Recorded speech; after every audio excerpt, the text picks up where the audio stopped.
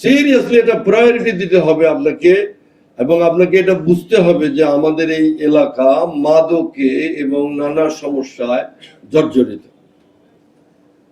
কিচ্ছু মনে করবেন না, আমি খুব খোলা বলতেছি, আমরা তো আমরা নিজেদেরকে নিজেরা জিজ্ঞেস করি, আমাদের নিজেদের লোকজনও কিন্তু ওর সঙ্গে জড়িত। পলিটিক্যাল পার্টির লোকজন আছে, আপনার পুলিশের অফিসাররা ওর সঙ্গে জড়িত আছে, বিভিন্ন পর্যায়ের লোকজন কিন্তু এর সাথে জড়িত আছে। রাজবাড়ী শহরের মাদক নাই কোথায়, রাজবাড়ী জেলার এখন মাদক নাই কোথায়। এবং কয়েকদিন আগে এই মাদক নিয়ে একটা মার্ডার হয়ে গেল, আমি যেটা শুনলাম, হ্যাঁ, যেখানে আমার এই পুরোনো বাড়ির কাছে একটা মার্ডার পর্যন্ত হয়ে গেছে। সাংঘাতিক কথা।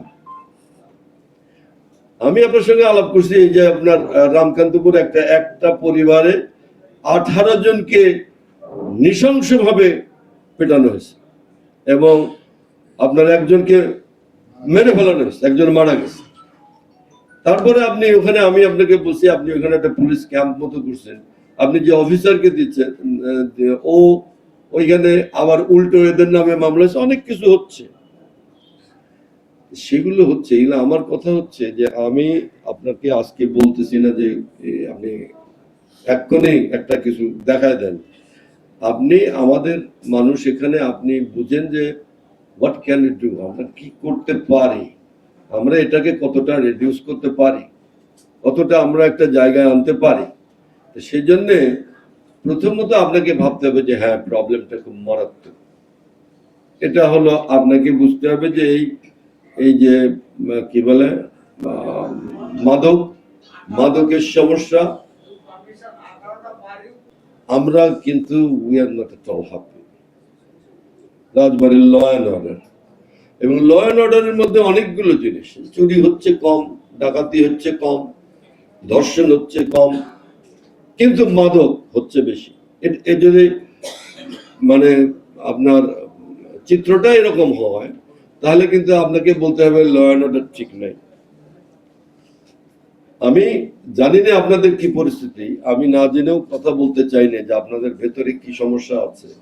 আমি আপনার যে কাজগুলো দেখলাম এখানে ডেভেলপমেন্ট কনসার্ন কাজগুলো এগুলা, তাই না? কিন্তু ওই পার্টটা বোধহয় আপনাদের ল অ্যান্ড অর্ডারের সাথে জড়িত। কিন্তু আজকে এটা ডেভেলপমেন্টের ইস্যু নিয়েই কিন্তু এই মিটিংটা, এই কমিটিটার নাম হলো আপনার জেলা উন্নয়ন সমন্বয় কমিটি। এখানে ডেভেলপমেন্টকে একটু রিভিউ করা হয়, কে আমরা কি করছি কি না করছি। কিন্তু ল অ্যান্ড অর্ডারের পার্টটা যেহেতু প্রথম মিটিং, আমার আলাপ করার ইচ্ছে ছিল না, কিন্তু আলাপ করি, কারণ আমি ঢাকার থেকে দীর্ঘদিন, আমার তো নিজের বাড়িটা ছিল কিন্তু রেলওয়ে লাইনের ওই পাশে, গভর্নমেন্ট কলেজের পেছনে, ওখানে আমার বাড়ি একটা, আমি এখন এখানে বাস করি। তো আর আমি রাজবাড়ী পৌরসভার 3 বার পৌরসভার চেয়ারম্যান ছিলাম, when I was very young, হ্যাঁ। আমার কিন্তু রাজবাড়ী শহরের মোটামুটি 80% বাড়ি ঘর লোকজন চেনা জানা।